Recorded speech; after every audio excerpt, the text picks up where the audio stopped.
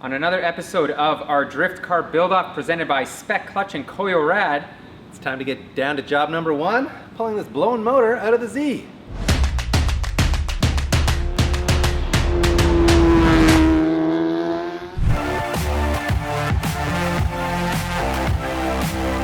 If you guys watched the first episode in this series, then you'll know that our 2006 Nissan 350Z has a blown motor.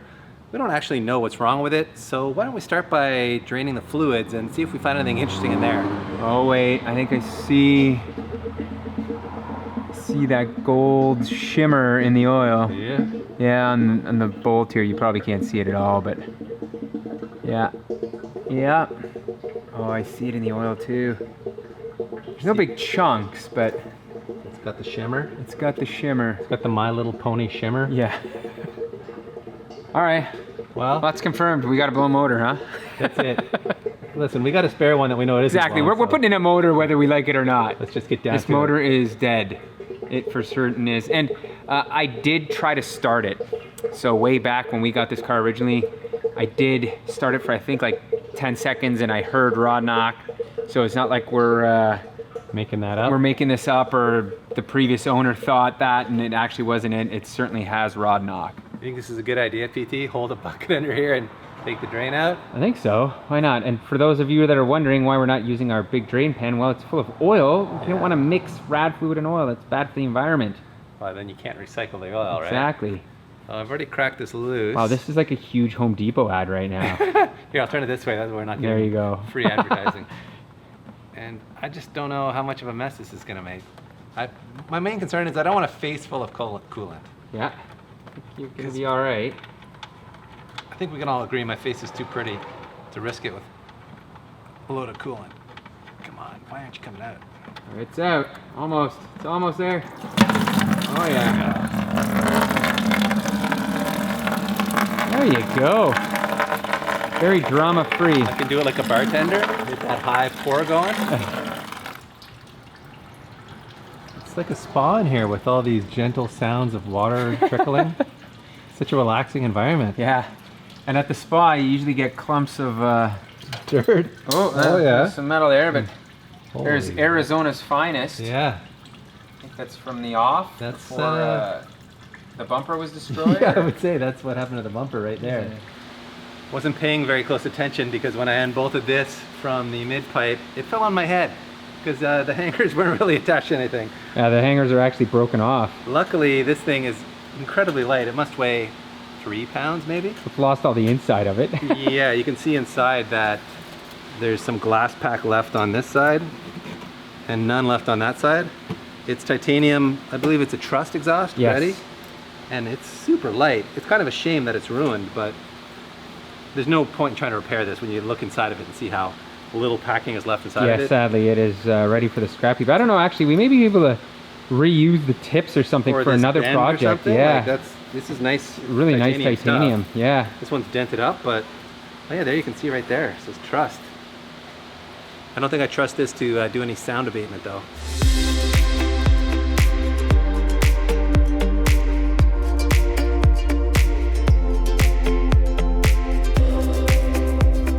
Man, it's crazy how light this drive shaft is. It looks to be like a spun carbon fiber or a spun composite material, and honestly, this thing weighs like less than 10 pounds. It's crazy light. Yeah, it's pretty amazing for that technology to be in a car from the early 2000s, right? Yeah, and a pretty affordable sports car in its day, and obviously very affordable these days. To get something this nice from an OEM is impressive. So, props Nissan. I like it. I like it.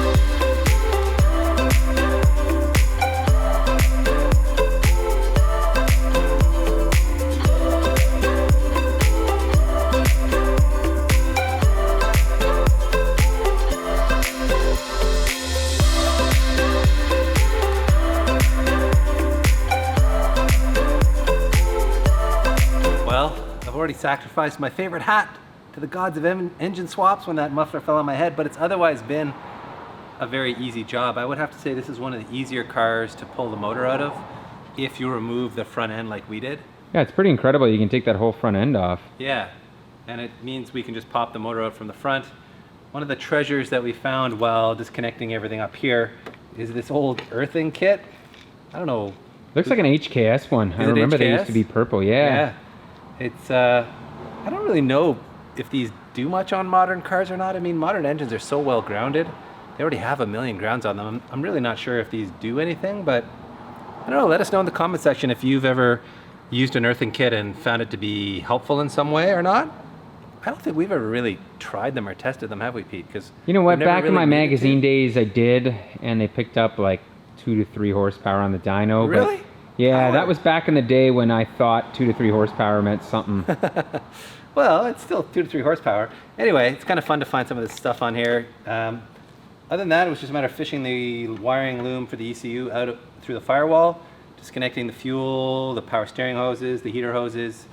Yeah, it was very simple. It was pretty straightforward. So now we just need to go up in the air, remove the transmission cross member, loosen off the engine mount bolts, and I think we're pretty much ready to put and just take the transmission shifter off too. Oh, the shifter, right. In order to disconnect our shifter from our transmission, there's a bit of work. There's 4 bolts, 2 here. I just bent a bracket out of the way so I could get at this bolt, and 2 more bolts up here. And then there's a pin, a set pin. Actually, there's 2 of them. One within one here that you have to punch those out, and then this whole assembly will come off, which you do need to take off to be able to slide this out with ease.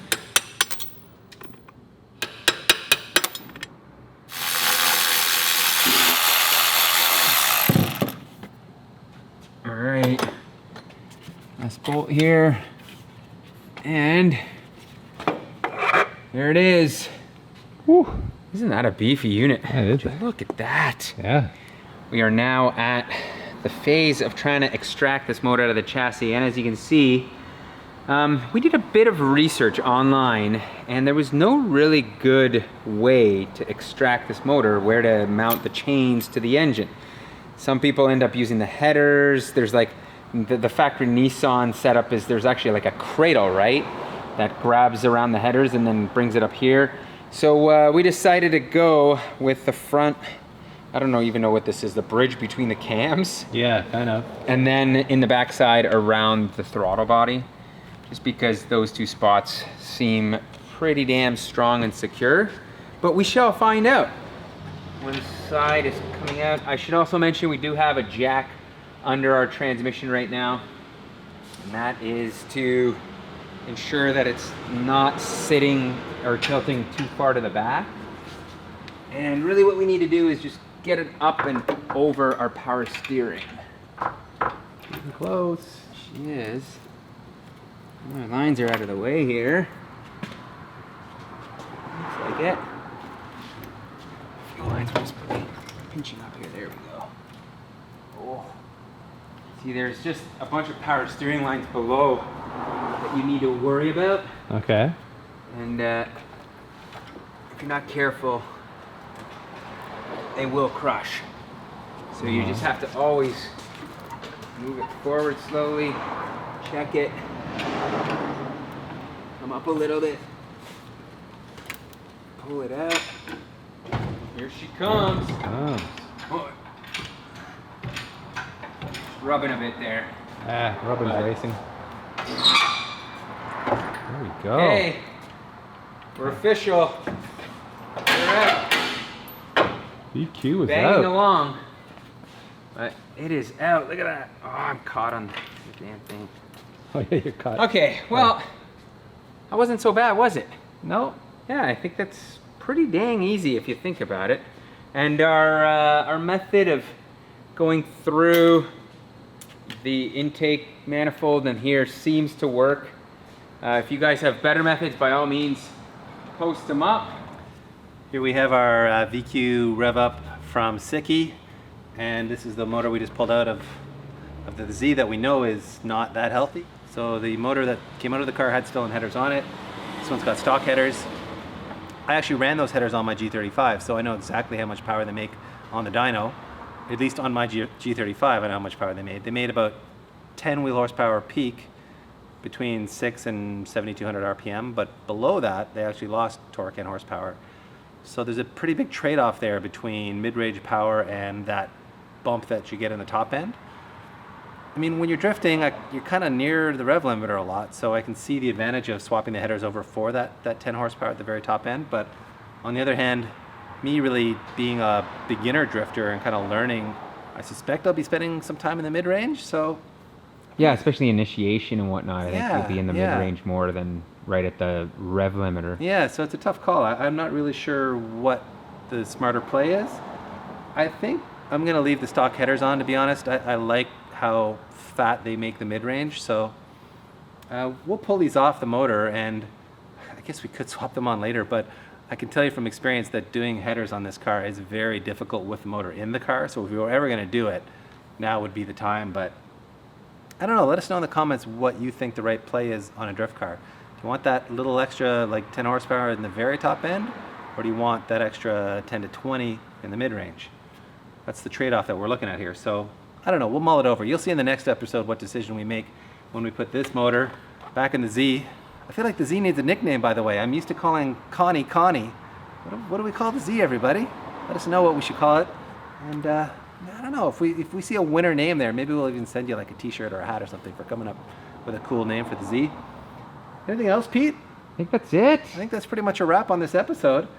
I'm impressed by how easy this car is to work on. I'm impressed by all the aluminum arms underneath, the carbon fiber drive shaft. I really like the way this car was engineered.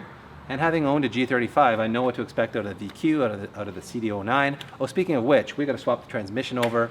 But before we do that, we're installing a spec clutch. So we'll show you all that in the next episode. So stay tuned for lots more drifting action coming at you. I suppose it's not drifting action. Lots more wrenching action coming at you before we go drifting. Thanks again for watching, everyone. We really do appreciate all the support, all the thumbs up. And if you like drifting, or if you like this Z, then maybe even think about subscribing, or jump over onto our Patreon page and donate $1 or $2 to help fund some burning of rubber.